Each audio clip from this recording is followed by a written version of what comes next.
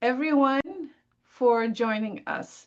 Ross, you can start the recording. Done. Did. Thank you for joining us, everyone. This is a wonderful day this is a wonderful session on a day that, that's kind of dark and gloomy. So this is a luminous day for us to have this discussion.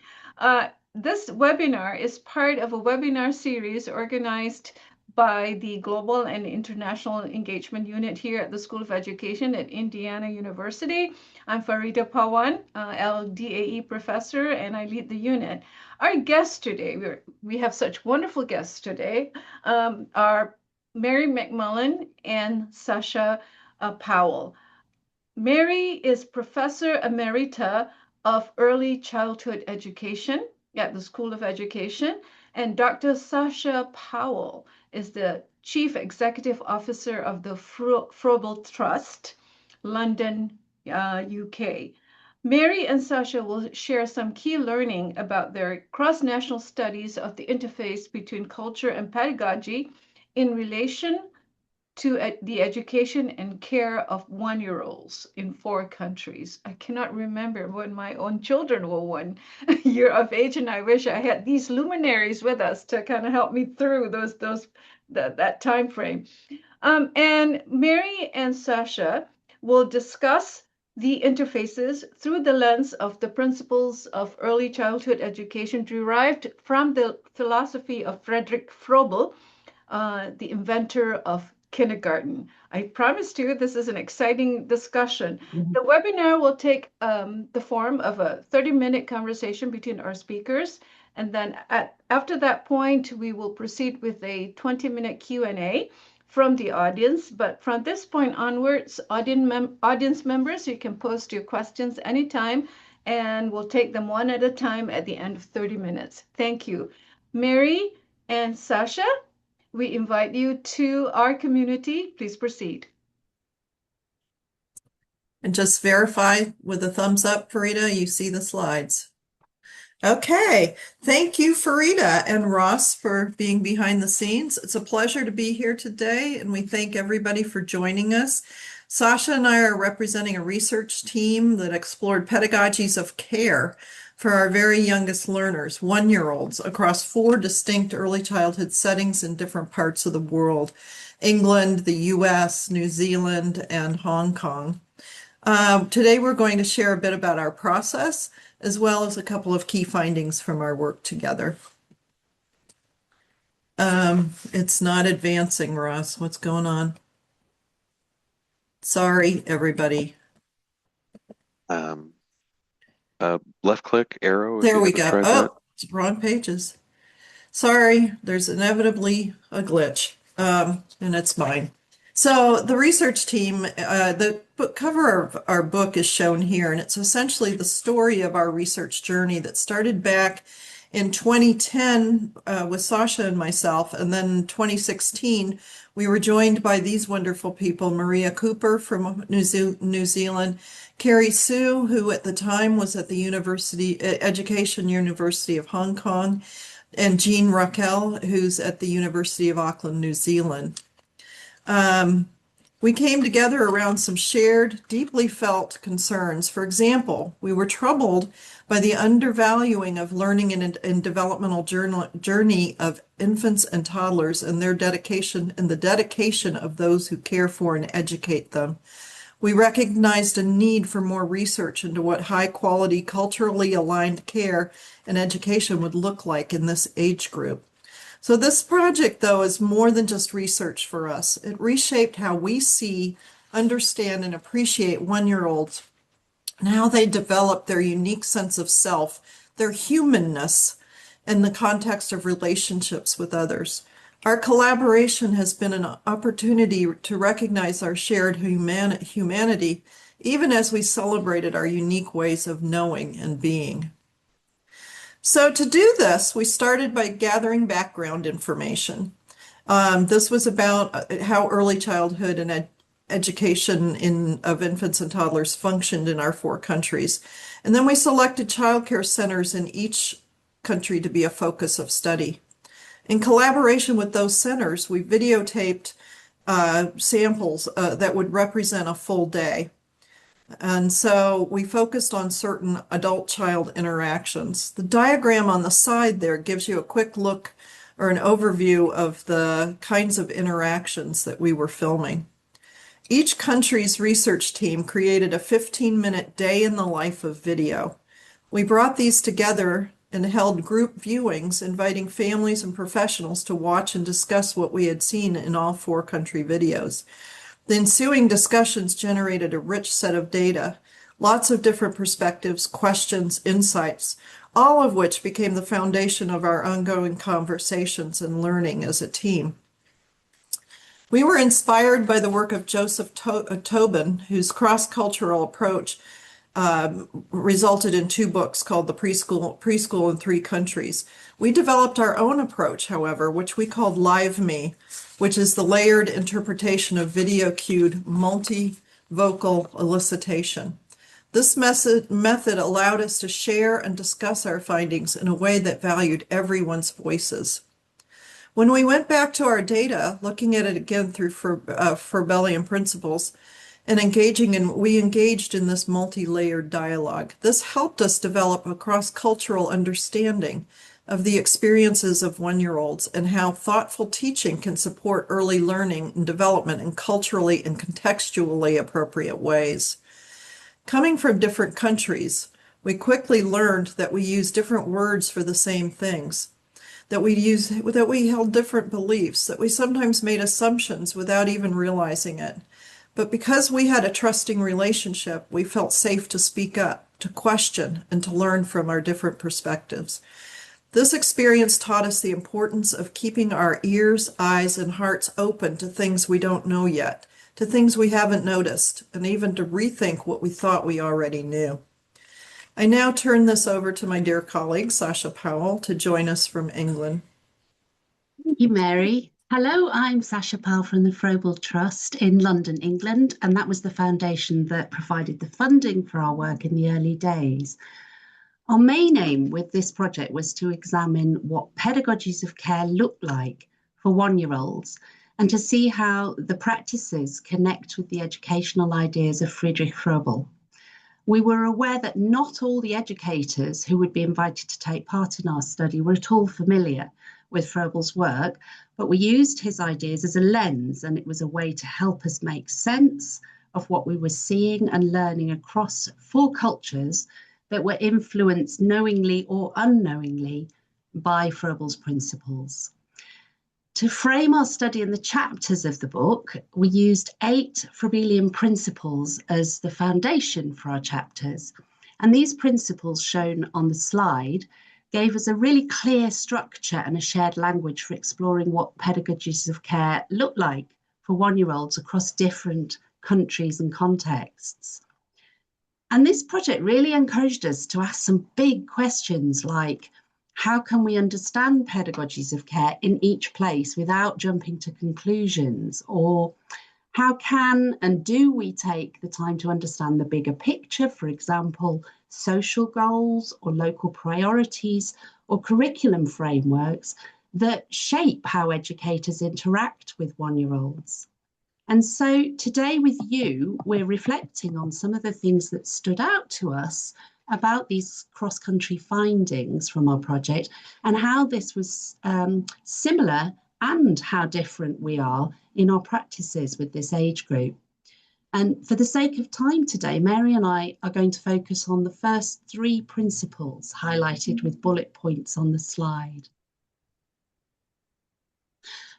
Excuse me. Froebel believed that everything connects across time and space and human and non-human elements of the world and indeed the universe, which often manifest in what he called the law of the sphere or the law of opposites. And this law gives us great diversity, as well as patterns, rhythms, and cycles, all of which are interconnected. In our studies data, this principle of unity and connectedness was reflected in themes about spirituality, inclusion and exclusion, harmony and disharmony, as well as holistic learning and development and relationality. The children's mutually dependent inner and outer selves and their connections to other people and the world around them were seen to be dynamic and in flux. And our lovely colleague Maria from New Zealand made the following comment about this. She said, I think when children are this age, the infancy and toddlerhood years, the tension they feel between the inner and the outer self is often explicitly expressed. In New Zealand's video, we saw this with children wanting to show their independence, that they were able and competent to make a decision, for example, of having that gum boot when they wanted it, or running away with the laminated moon.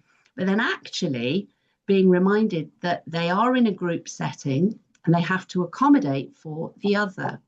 And so that's part of the learning, how to be in a relationship with others, with peers. The next principle we consider today is the principle of autonomous learners. According to the Froebel Trust, this principle means that each child's unique, and what children can do rather than what they can't should be the starting point for a child's learning. Children learn best by doing things for themselves and becoming more aware of their own learning, and educators should respect children for who they are and value them for their efforts. And so helping children to reflect becomes a key feature of a Froebelian approach to early childhood education. Our international team found we were really similar in how we prioritised supporting the little ones to be autonomous learners across the 4 countries. Through studying the curriculum and policy documents and analysing the dialogues with parents and early childhood professionals, we were amazed by our common vision to foster autonomous learning in young children, even in the earliest years. This vision was particularly obvious in the Hong Kong setting, where the centre motto is nurturing children to be autonomous learners, which seems to be a direct legacy from the Froebelian approach. To support children to be autonomous learners, Froebel advocated what he called freedom with guidance. This is where children are given opportunities, space and time to make their own choices and explore on their own under the sensitive guidance from adults who support them in respectful ways. Despite the similarity in our curriculum vision for nurturing the little ones to be autonomous learners, we found our practices in realising this vision look rather different. And this was noted by parents and teachers who joined our study viewing the 4 country videos together. As Mary has said, the conversations were sometimes heated and thought-provoking. The Hong Kong teachers and parents were really pleased with the practices in the Hong Kong setting, emphasising that the 1-year-olds were given loads of opportunities and adult support for doing self-care. Things like feeding themselves, dressing themselves, sorting out their own belongings like water bottles and towels. And all these tasks and responsibilities bestowed upon them are effectively helping them to be autonomous learners. However, some teachers and parents from the other 3 countries believe the extent to which these kinds of care routines, eating or napping or toileting, diapering, and in particular play in Hong Kong, were teacher-led and teacher-directed, not just adult-supported. We found these conversations really intriguing, and they show that though we 4 countries similarly embrace autonomous learning, our approach to achieving this, for example, how much adult guidance we'd like to see and what adult guidance looks like, is quite different. So adult guidance in the Hong Kong setting is more about teachers planning opportunities for young children to take care of themselves and to be able to do things on their own. Have a look at this photo showing a little girl in the Hong Kong setting who was supported to pour water into a cup. To teachers and parents from Hong Kong, adult guidance is more about the teacher planning challenging tasks, giving children more responsibilities to care for themselves in order to help children to be an autonomous person capable of caring for oneself and learning independently. In other countries, child autonomy and adult freedom with guidance was more associated with making choices in learning activities and through play, and encouraging independent problem solving as well as self-reflection about the consequences of their choices. In this project, we made absolutely no judgment about which practice or interpretation of a principle is better or best. We found practices across the cultural settings are all adaptive in their own ways, as they show nuances reflecting cultural influences. I'm going to hand back to Mary now for the next part of the presentation. Thank you. Excuse me. Thank you, Sacha. And next we consider the Froebelian principle of the value of childhood in its own right. The Froebel Trust interpretation of this principle is as follows. Childhood is not merely a preparation for the next stage in learning. Learning begins at birth and continues throughout life. As a team, we pondered this principle from our individual perspectives. To me, it meant recognition of our youngest infants as fully human, worthy of the respect and regard afforded to all people regardless of age. This means supporting our youngest citizens for who they are right now. It's about being in the present moment, in contrast to some kind of outcome thinking so very prevalent in the US, which places the emphasis on becoming, or the preparation of some near or distant and unknowable future, where adults are driven by outcomes associated with readiness at younger and younger ages. Things like ABCs, 1, 2, 3s, colors being taught to babies, rather than being mindful and aware of each important moment. Consider this translation from the Froebelian quotation from his book, Education of Man. The child, boy, man indeed, should know no other endeavor but to be at every stage of development wholly what this stage calls for. Sacha, my co-presenter today, said it beautifully in our layered dialogues. Being is very important. Think of being in the context of being human, and being human is valuable. Being at this phase, at every stage, be at that stage. Whatever you're doing at that age of 1, being a 1-year-old is valuable, is human. But Sacha also continued to caution me away from engaging in strict back and forth dichotomous thinking, stressing that being and becoming are not mutually exclusive. She pointed out her belief that Froebel, though fully conscious of the importance of each moment, also focused on the flow of life. Froebel was not, she argued, against outcomes per se, as long as the outcomes were desired as strong, outcome desired was a strong future rather than a collection of products or results. New Zealand and Hong Kong showed the clearest differences between one another regarding this principle. I considered them both in comparison to my American perspective. For example, my New Zealand colleagues spoke of valuing children in the context of their families and culture, and that this means recognizing that, as Jean from New Zealand said, each child brings something unique, brings some mana, the mana of their families behind them, and their families behind them, and their families behind them. Maria, also from New Zealand, clarified this indigenous Maori term, mana. Mana is the power, the prestige that one is born with, she said. She added that it is a responsibility of all adults to nurture the mana in each child. I found mana to be a powerful term. It speaks to the very soul and spirit of the child and articulates directly and profoundly about valuing children, not only for who they are in the world, but also in recognition of who the child is and what she brings with her current family and all preceding generations. Carrie, who at the time of our study was in her native Hong Kong, spoke of the strong Confucius values of reverence for past generations, but also spoke of the importance of legacy, how children represent the family in the future. She said, the Chinese people value children because children are seen as continuity of yourself, of your family, of your name. Your child will continue everything that you have established throughout life. Whereas both Chinese and New Zealand, the focus was on family continuance over time, before the child is born, and in the case of the Chinese, long after. The U.S. I see is different. Americans value fostering independence and self-reliance.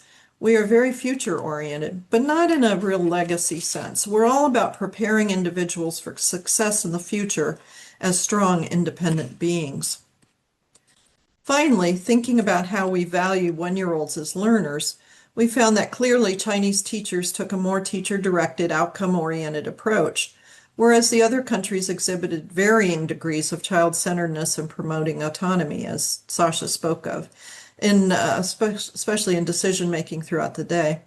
This is, again, we stress, noted not to criticize, but to point at differences that show how we care for our youngest children in different ways that reflect our values. When talking to Carrie, the more teacher-centered approaches were highly important in China. She explained there is time given for free exploration in infant care and education. It just is very little compared to the other countries. She added that typically there are, quote, no quiet moments, no unhurried moments to think and explore their own interests. She went on to explain that this was visible in the Hong Kong video because teachers were very sensitive that they be seen doing their job by parents and other outsiders who would watch the videos. Chinese people, according to Carrie, believe childhood is a golden time for learning, and that time is precious and not to be wasted. The view of the child's involvement in the children's learning process was expressed differently by my Aotearoa New Zealand colleagues. Maria and Jean spoke in terms of joy, contentment, and engagement in the same breath as learning. Maria spoke of the principle of the joy of childhood and its link to Tafariki, their national curriculum. It compels teachers, they explained, to respect and even share in the joy of the children. Maria concluded about sharing children's joy. This is valuing. The valuing of joy, as seen in the U.S. video, was remarked upon repeatedly by those who viewed it in the U.S. context as well as in the other countries. Shown in many scenes are teachers seated on the floor with their one-year-olds on their laps and crowding around their bodies closely as they sing, play, and read together. A clear sense of that joy and physical and relational closeness were considered central to how American teachers viewed children's learning at this age. So I'm going quickly into a section where we reflect on some of what we learned. The many layers of data that we constructed during the project revealed that there was significant conceptual overlap, cultural nuance, and different shades of context-specific meaning. For example, children, as we said, was valued as a precious time in the Hong Kong setting, and it was time not to be wasted. Hence, the educators believed they should never be idle in encouraging independent self-care, and caring is the teaching of various skills. Contrast this with England, where childhood is also valued as a precious time, but care looks different. In England, educators deliberately avoid hurrying children, instead arguing that this is when one-year-olds should be, quote, coddled. Our discussion with educators and families across the 4 countries and with one another as a team zoomed in and out and back and forth across layers of data. The similarities that emerged in pedagogies of care for one-year-olds were tinged with differences, often subtle, and we likened this analytic process to the effect of a kaleidoscope moving in and out. The process of constructing, organizing, and interpreting our data revealed overlap and interrelatedness across Froebelian principles.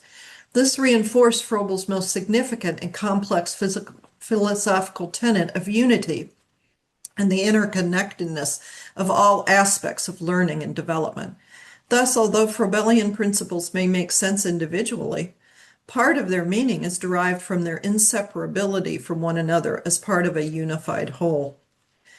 Now, about the LiveMe method, we began our study inspired by the work of Joe Tobin, as I said, in Preschools in 3 Cultures. His work was a starting point for our project design and remained an orienting guide throughout. The LiveMe methodology allowed us to consider similarities and differences from multiple perspectives in the spirit of exploration, not of judgment, reflecting Tobin's perspective as he said, quote, cultural traditions of childcare and education should be respected and valued, which isn't to say they should not be critiqued and changed. And differences across nations and cultures in approaches to early childhood education should be respected and not treated as deficits. To do otherwise is to engage in colonialism, ethnocentrism, and intellectual provincialism. Sacha will now share a further reflection. Thanks, Mary. So Mary's talked about this multi-layering in our methodology.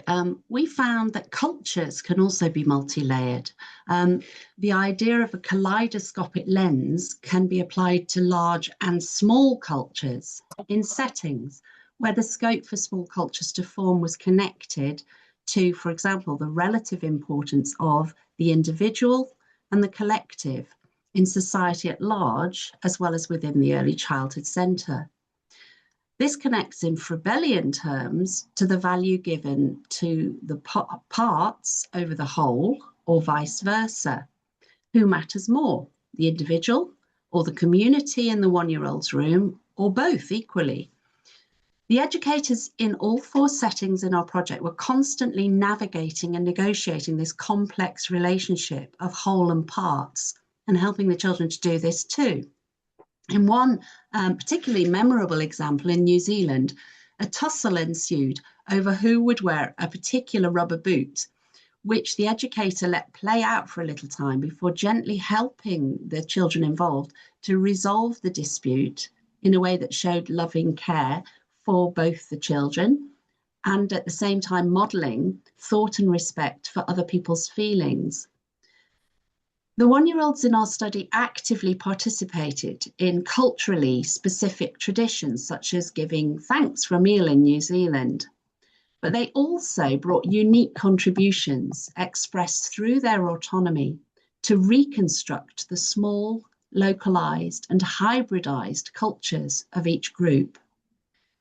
In what Froebel considered his most important work, the Mother Songs, he expressed many implicit and explicit ideas about culture through the lyrics and illustrations he made for each song.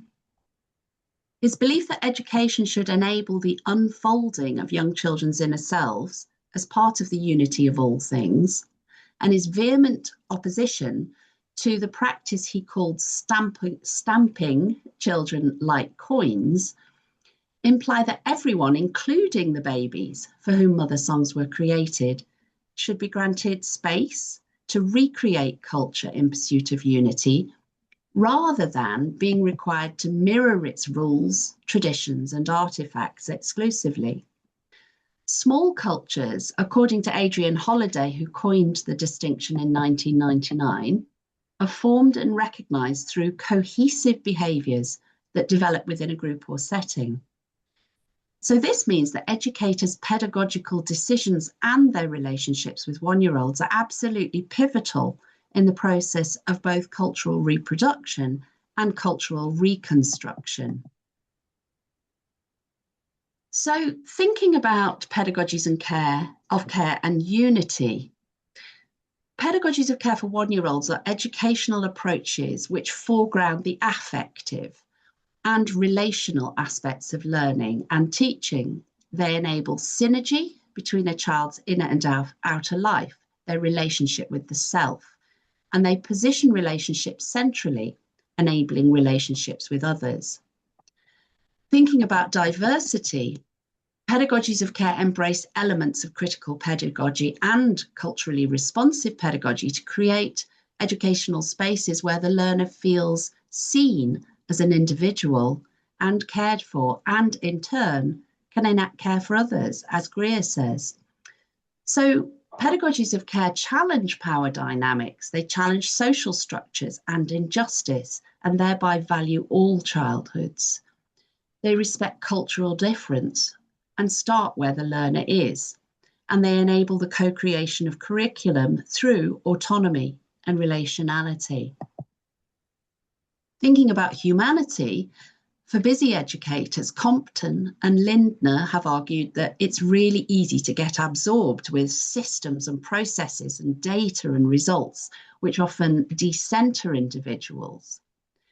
Pedagogies of care can help to counteract things like pressurized phenomena by starting with respect, trust, inclusion, and relationship building as precursors to dialogue and affective development, as well as academic development. And so, pedagogies of care can help us to prioritize people over routines, developing and developed by knowledgeable, nurturing, and confident educators.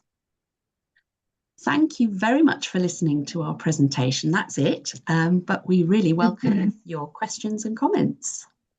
Right on target. Thank you, Mary Good. and Sacha. So at this point in time, we invite our audience to post questions, to our speakers. I'm sure a lot of you have a lot of questions and some of, to share and to inquire more about. And so this is your time to ask questions and to probe a little bit more as to what we're hearing about today. And so I think I'll just start as we wait for the questions. I think one of the things that I am interested in, I think I shared earlier, one of my questions is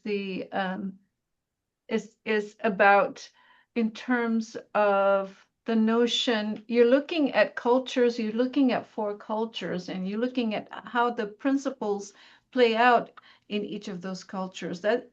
So from someone who's from Malaysia, does that, I'm always interested in seeing, are you looking for something from elsewhere rather than from within the culture itself? Or is that a question that you've been working with, but coming at it from a different angle? I think Sacha would be best answering that question, but let me preface it by saying one of the questions that feeds into that is why Froebel, why his principles? And these particular 4 countries were all related by Froebelian philosophy that had heavily impacted their notions of what is best or appropriate in early childhood education, whether knowingly or unknowingly. We were all colonies of yours, Sacha, that had adopted many of these ideas. But Sacha, do you want to go into the deeper inner outer lens, I think, that Faridah suggests? Yeah, absolutely. Thanks for the question, Faridah.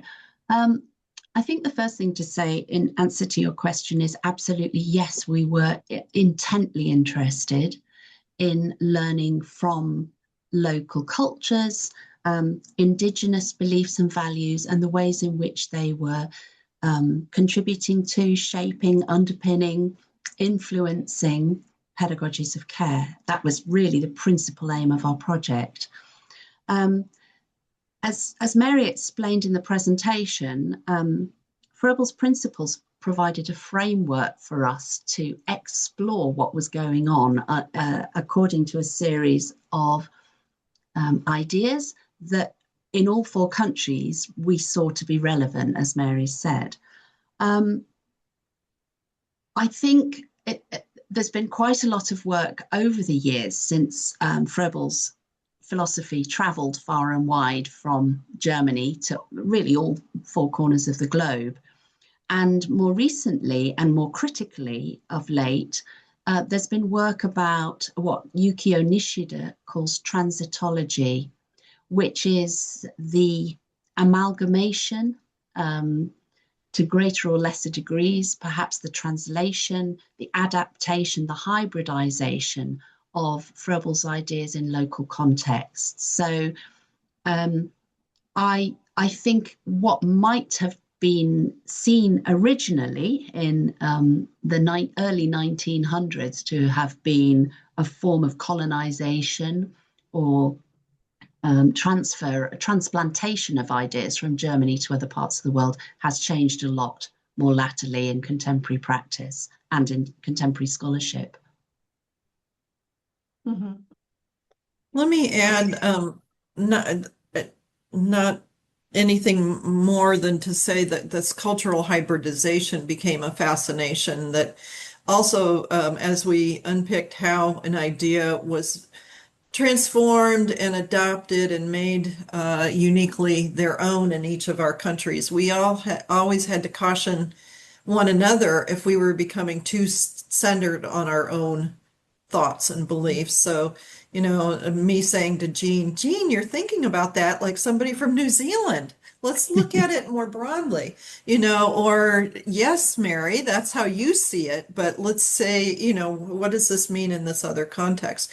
So it was a fascinating, we talk about it as kaleidoscope, but it Mm. really was trying to turn the lens a little bit to say, yeah, that's how I see it from an American or a British or whatever perspective, but let me look at it a little bit more from Carrie's perspective from Hong Kong. So anyway, I don't know if any of that answered your question, Farida. Certainly does. I mean, I think, again, as an international, I'm always looking at from my perspective and being very sensitive of, of things that come from the external, that tend to explain what's happening in my culture. And so that's the reason for the question. But this is, your research essentially it celebrates all the differences. Again, I invite audience members to post their questions in the Q&A panel. We see a few familiar names in the attendees. Oh, there's one question. So I'll read the question from Dan.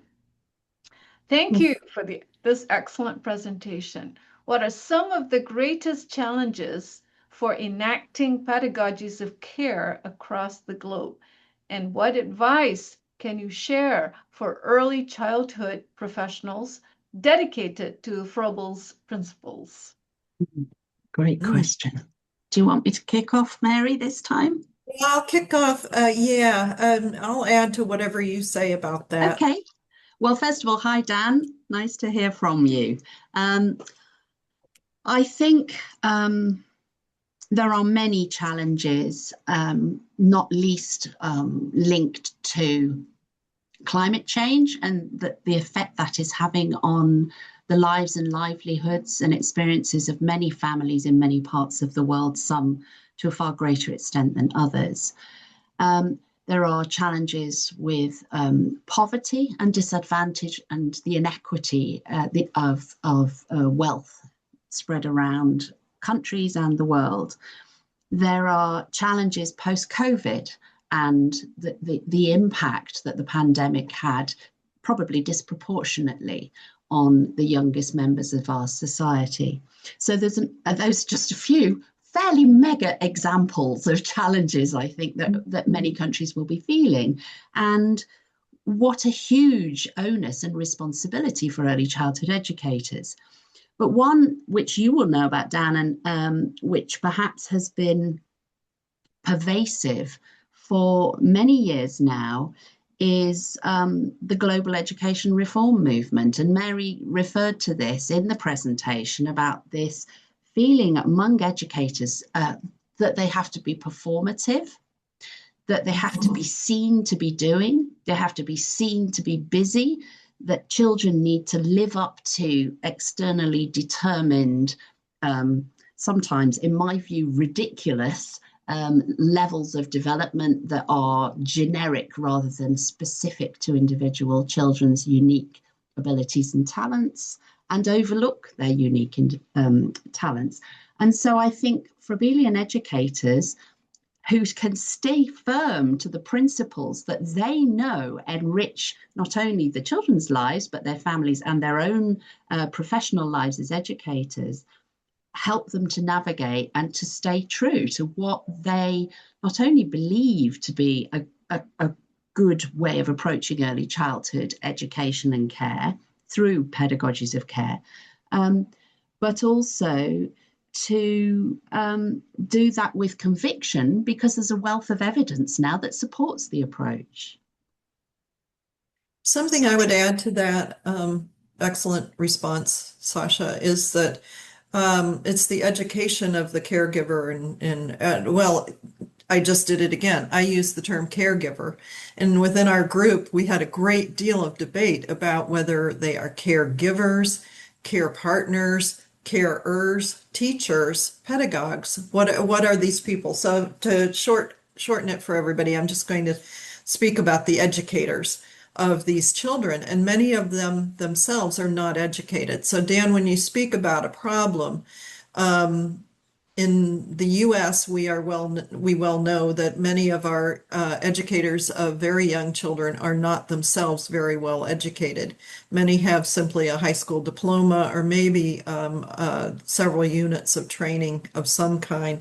So in terms of what is a problem, to me, that is a problem. So even understanding if you build a center or a program around a philosophy, helping bring the teachers, the educators along about what these philosophical principles mean with the children in the context of their own country, not just wholesale taking something from the West or from some from developmentally appropriate practices from the United States. What does that mean in Hong Kong or in New Zealand?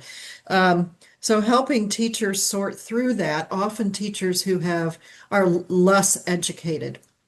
What tends to happen with infant toddler educators is they are given the least education in some systems. So even if preschool teachers, those teaching 3 to 5-year-olds, were getting further and further along with the understanding that those people need education to do their jobs well. We're not doing that as much with infants and toddlers. We're saying that's merely babysitting, which results in situations where children that age are often parked and kept safe and kept reasonably clean and well fed, but they are not nourished with some of these ideas and principles that we have talked about. So I would say one of the biggest problems is recognizing these teachers as central and core to the transmission is a bad word in some instances, speaking of language, but the adoption of culture, the translating of culture within a setting and through relationship with these children, that the important role that these educators have needs to be understood globally, that they are not just child minders or babysitters. They are people who are doing an important cultural role. They're important to the passing on of norms and traditions and routines and ideas to these children. Wonderful response. I think, this is, there's another question that follows that up beautifully. It's from Ling, and she says, thanks for the wonderful presentation. I wonder when you conducted the study across these 4 cultures, did you focus more on the differences or the commonalities in the ECE field? How did you navigate this through the data analysis? And lastly, I love this question, was there something surprised you? Well, I think I said it in the lead-up conversation that we came to read. This started from a position of us respecting one another as representatives, as not diplomats, but ambassadors of our own cultures and countries. And I think that coming to respect one another, we developed a trusting relationship enough to say, oh, I don't see it that way, or to challenge each other, especially around any of these things that touched on our culture. And what I found fascinating, and hi, Ling, I miss you, is that our challenges never became hurtful. Our challenges were always out to one another, were always out of a position of respect.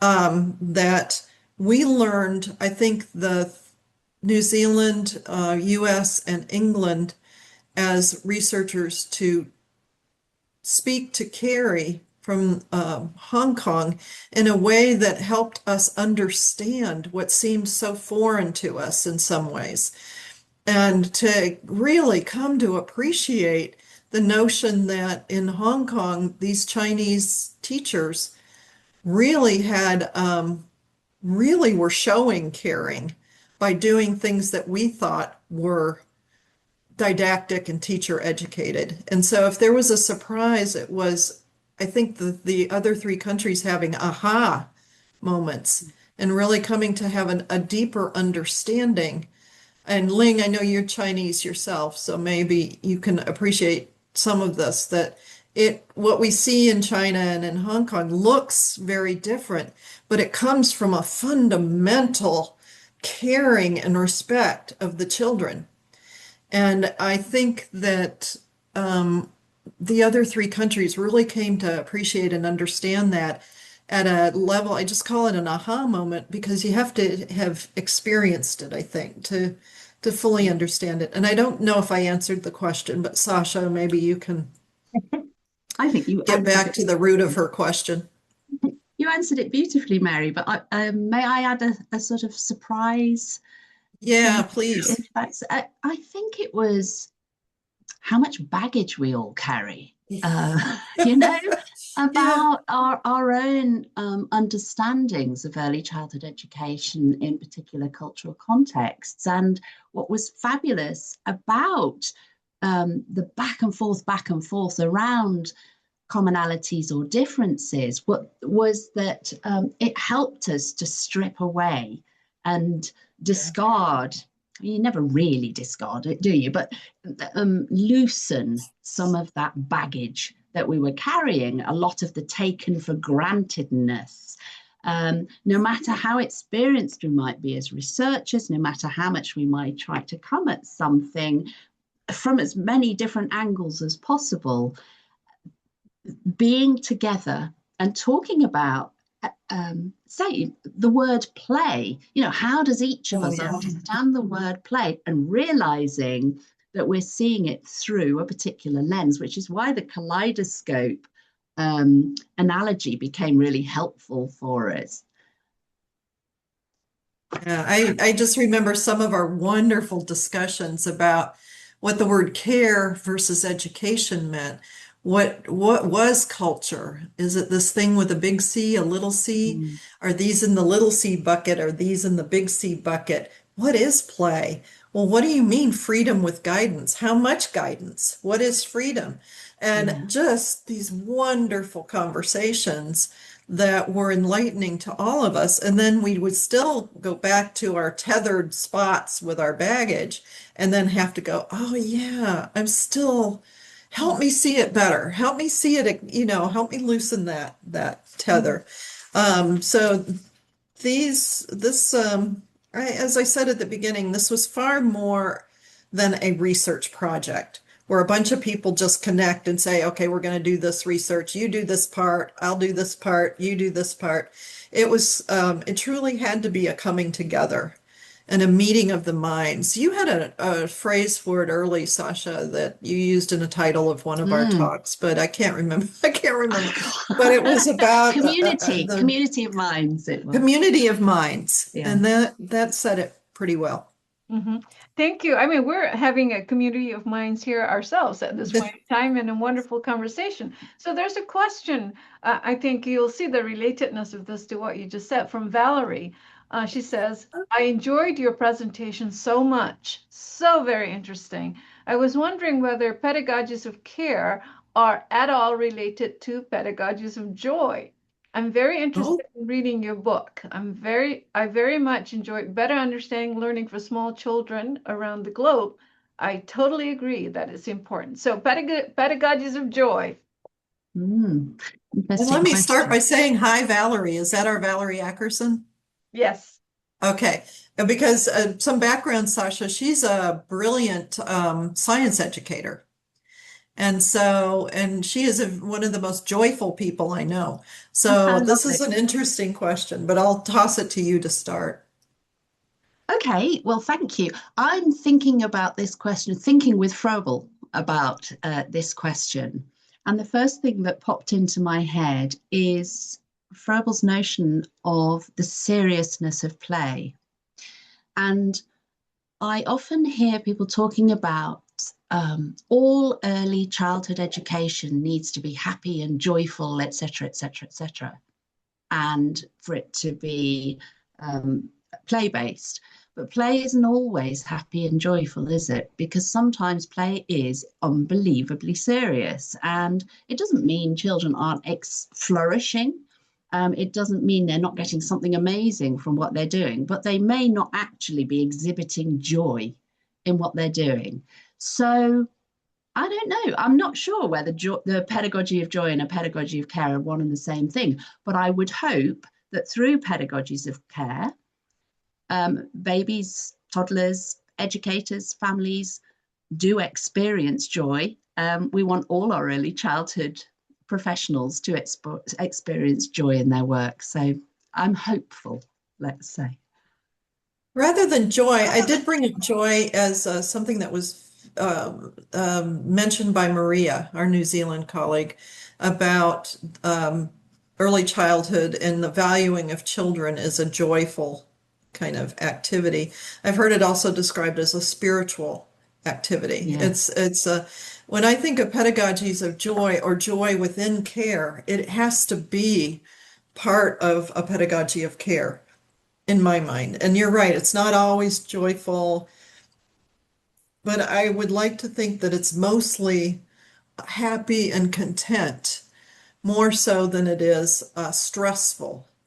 And in fact, what we try to avoid, even when we're helping children learn to problem solve, is to do so in a way that's an intellectual challenge and an emotional challenge rather than something that is crushing them and hurting them in some way. So I think the joy element comes in, and I'm thinking of you, Valerie, that making a learning experience joyful is much better for a child learning a lesson, learning an idea, adopting or understanding a concept or a construct.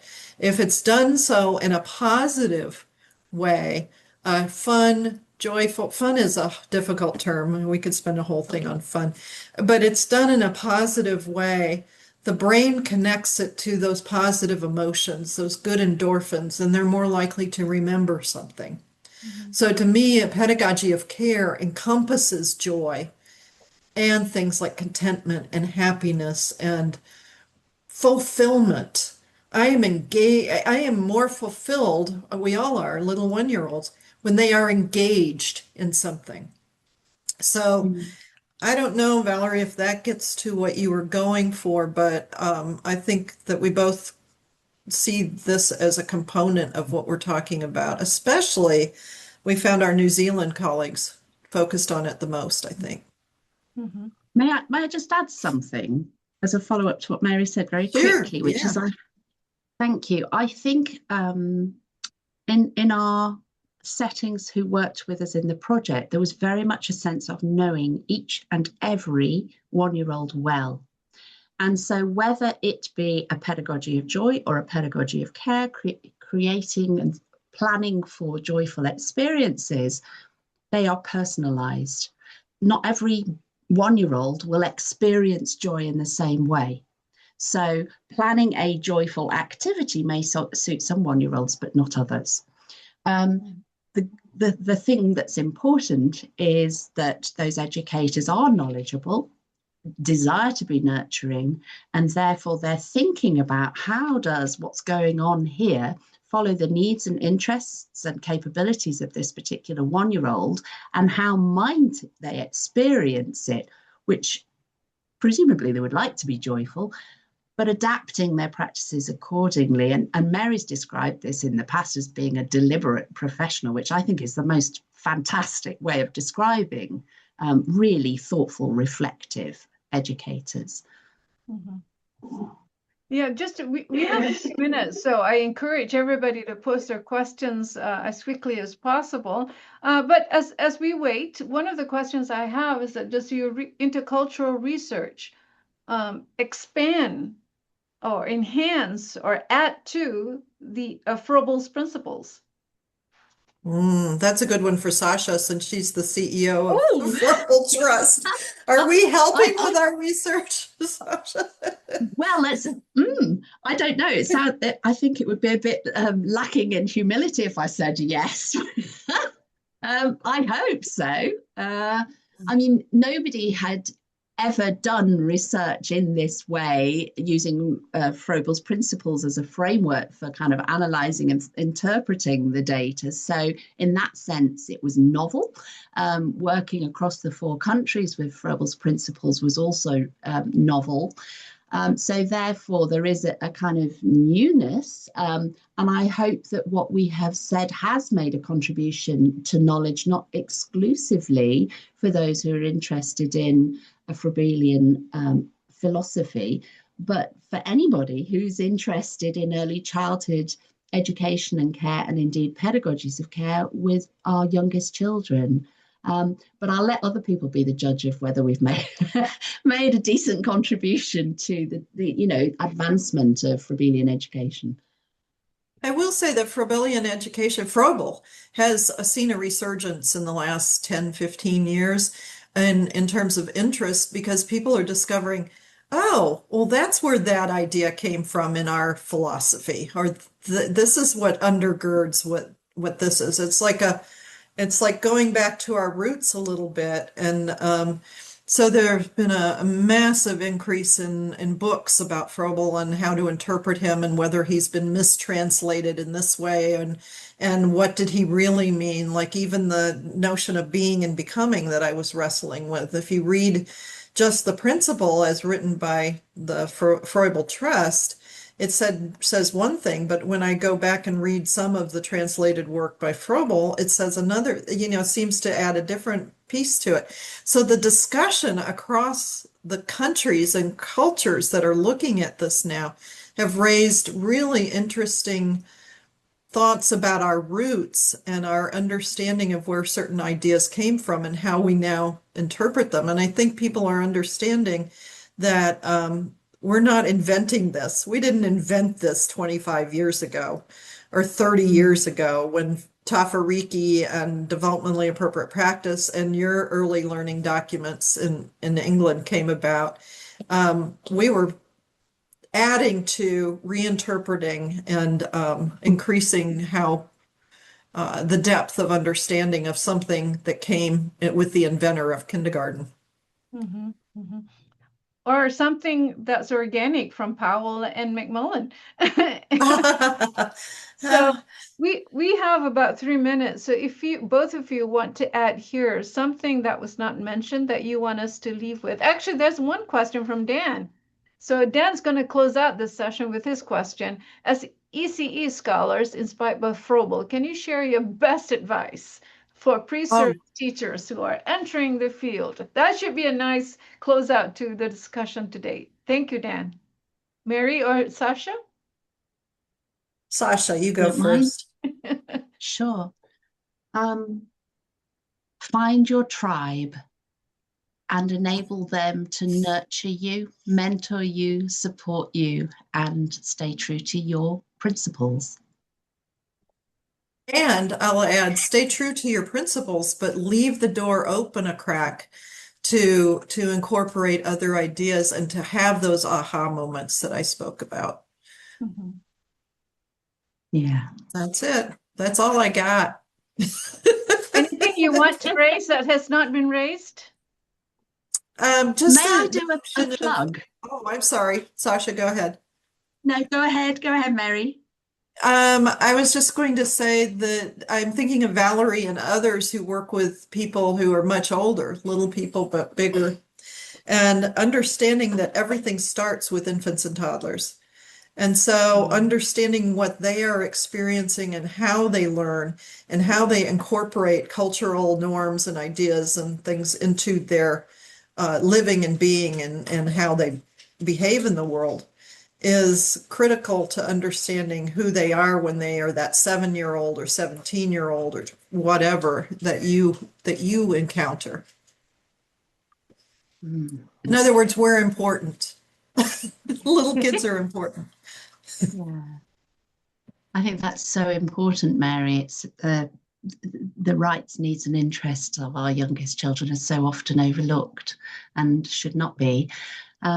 I was just going to say I'd like to do a plug for all the freebies that you can find to support you in your work on the Froebel Trust website. And some of you have probably never heard of us. We're a charity. We have no agenda other than supporting the early childhood sector. And our website is www.froebel.org.uk, and there's loads of free stuff on there. Well, with that, Mary and Sacha, I thank both of you for sharing your thoughts and enhancing our understanding of ECE. And I thank you, the audience, for being here and for engaging with us in probing and discussing a very important element of who we are as individuals, as educators, and as human beings. Thank you, Mary and Sacha, and everyone else. Goodbye. Thank you, Thank you. Faridah It's been and Ross and lovely. everyone.